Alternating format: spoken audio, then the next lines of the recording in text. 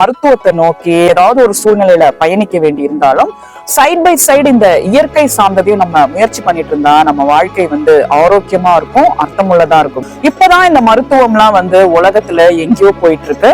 சித்தர்கள் வாழ்ந்த காலகட்டத்துல எல்லாம் அந்த மூலிகைகள் மூலியமாவே, செடிகள் மூலியமாவே தான் பல விதமான நோய்கள் குணமாக்கப்பட்டது. ஏன்னா அப்படி இருக்கும் போதே நோய்கள் பல இல்லாம மக்கள் ஆரோக்கியமா தான் இருந்தாங்க. நவீன காலகட்டத்துலதான் ஏகப்பட்ட நோய்கள்.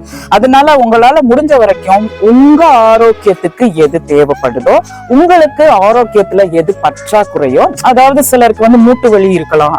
மூட்டு வலி இருந்தா என்ன பண்றது? பிரண்டை துவையல் அதிகமா சாப்பிடலாம், கத்திரிக்காய் சாப்பிடலாம், முடக்கத்தான் கீரை இதை நிறைய வளர்க்கலாம், ஆட்டுக்கொம்பு, காவள்ளி கிழங்கு இயற்கையா அந்த மாதிரி ஒரு சிலது இருக்கு. அதை நம்ம வாரத்துல ஒரு முறை மாற்றி மாற்றி திங்கக்கிழமை இது, செவ்வாய்க்கிழமை அது அப்படின்னு மாத்தி சாப்பிடும் போது நம்மளோட பிரச்சனை தீர்வடையுதுங்க.